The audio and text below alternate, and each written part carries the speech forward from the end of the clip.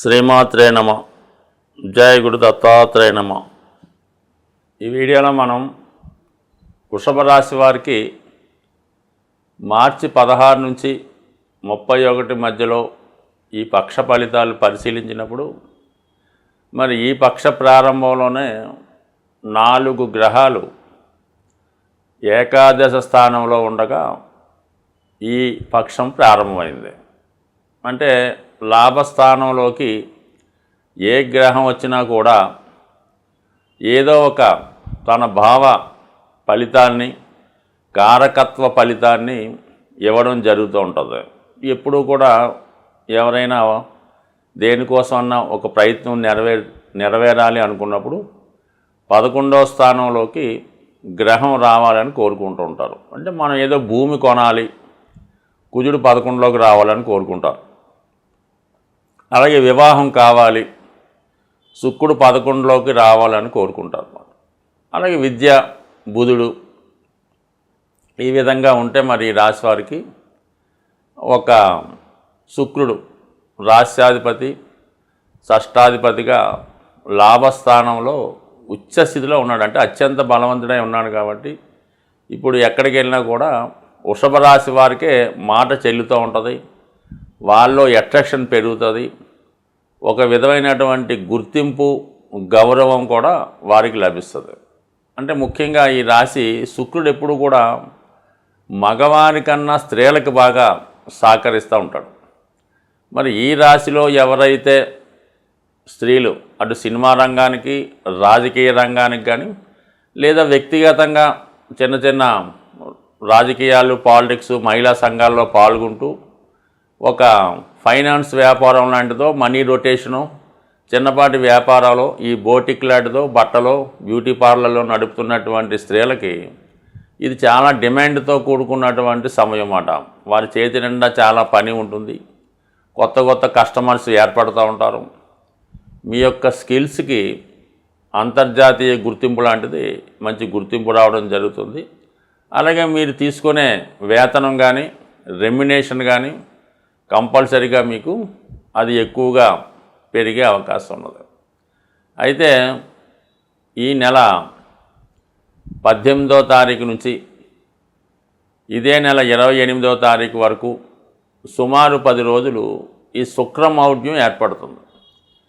సహజంగా శుక్రమౌఢ్యం జరుగుతున్నప్పుడు వివాహాలు, కొత్త వ్యాపారాలు ఇలాంటివన్నీ సాధ్యమైనంత వరకు చేయడం అన్నది జరగదు. అయితే మీకు ఏమవుతుందంటే మీ రాష్ట్రాధిపతిగా శుక్రుడు ఈ రవికి దగ్గరగా ఉండి కంబస్ట్ అవ్వడం వల్ల దీన్నే మౌఢ్యం అంటారు. మరి ఈ రాశి వారికి మరి కొంతమందికి ఆరోగ్యపరంగా ఇబ్బంది కలిగే అవకాశాలు ఉంటాయి. ఫైనాన్స్ విషయంలో చాలా గడ్డు పరిస్థితి ఏర్పడుతూ ఉంటుంది అన్నమాట. మనీ టైటు చాలా వరకు ఏర్పడుతూ ఉంటుంది. సహజంగా శుభకార్యాలు ఎటు ఉండవు కాబట్టి దానికోసం ప్రస్తావించట్లేదు. బట్ ఏదైనా ఈ సమయంలో వృషభ రాశి వారు నూతన వ్యాపార ప్రయత్నాలు అన్నది సాధ్యమైనంత వరకు చేయకూడదు. అలాగే కొత్త కొత్త అగ్రిమెంట్లు చేసుకోవడం కానీ, ఏదైనా ఒక సినిమాకో, టీవీ సీరియల్కో అగ్రిమెంట్ చేయడం కానీ జరగకూడదు. ఆర్థిక విషయాల్లో చాలా జాగ్రత్తగా వ్యవహరించి ఉంటుంది. ఈ సమయంలో మీరు ఎవరికన్నా రుణం, అప్పు ధనంగా ఇస్తే జీవితంలో దాన్ని తిరిగి చూడలేరు. అలాగే మీరు ఈ సమయంలో రుణం తీసుకున్నా అది సద్వినియోగం అవ్వ తప్ప తిరిగి జీవితంలో మీరు అప్పు చెల్లించలేరు. సాధారణంగా వృషభ రాశి వారికి ఒక చిన్నగా మీరు అప్పుతో ఏదైనా వ్యాపారం అన్నది ఏదైనా ఒక 1,00,000 రూపాయలు అప్పుతో వ్యాపారం పెడితే అది దినదిన పెరిగి ఆ జీవితాంతం కూడా ఆ అప్పుకి వడ్డీయే కడుతుండాలి. అది 1 10, 10 కోటి అయ్యే అవకాశం ఉంటుంది. దానివల్ల అంటే మీరు ఏదైనా మనీ సేవింగ్ చేసినా అలాగే విపరీతంగా పెరుగుతుంది. అప్పు చేసినా కూడా అప్పు కూడా అలాగే పెరుగుతుంది. సాధ్యమైనంత వరకు మరి ఈ రాశివారు ప్రాణం పోయినా సరే అప్పు జోలికి వెళ్లకుండా కష్టపడి ఏదో విధంగా ఆ ప్రాబ్లం సాల్వ్ చేసుకుంటే 100% మీ జీవితంలో ఎప్పుడు సుఖంగా, ఆనందంగా, సంతోషంగా ఉంటారు. ఇప్పుడు మరి ఈ శుక్రుడు లాభస్థానంలో కంబస్ట్ అవ్వడం వల్ల కొంతవరకు అవకాశాలు వస్తాయి. మీకు రుణం ఇచ్చేవాళ్ళు కంపల్సరీగా మీకు ఆఫర్ చేస్తుంటారు. ఏదో ₹1,00,00,000 రుణం ఇస్తామో, 50 రుణం ఇస్తామో, అదనో ఏదనో.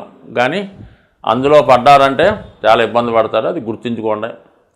ఇక బుధుడు లాభస్థానంలో ఉండి మరి చాలా వరకు విద్యాకారకుడు అవటం వల్ల మీ కుటుంబంలో ఒకరు లేదా వ్యక్తిగతంగా మీరు ఉన్నత విద్య కొరకు ఏదైనా దూర ప్రాంతం కానీ ఏదైనా పీజీ లాంటి కోర్సుల్లో చేరడం కానీ, ముఖ్యంగా మీరు ఏమన్నా ఈ మెడికల్ ఎంట్రన్స్ కానీ ఐఐటి లాంటి పెద్ద ఇంజనీరింగ్ కోర్సుల్లో ప్రవేశం కోరుకుంటూ ఉంటే వారికి ఈ సమయంలో చాలా వరకు సక్సెస్ అయ్యే అవకాశం ఉంది. దానికి అదృష్టం ఏంటంటే మీకు రాశి అందే గురుగ్రహ సంచారం జరుగుతుంది.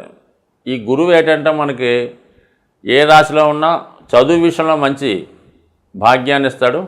అయితే ఒక ఓవర్ కాన్ఫిడెన్సు, ఒక ఈగో కారణంగా ఎవరిని లెక్క చేయకపోవడం, తర్వాత చేద్దామని అనుకోవడం దాన్ని తగ్గించి శ్రద్ధగా చదవడం వల్ల 100% మీరు ఈ రాబోయే ఈ కాంపిటేటివ్ ఎగ్జామ్స్లో విజయం సాధించే అవకాశం ఉంటుంది. స్వస్తి.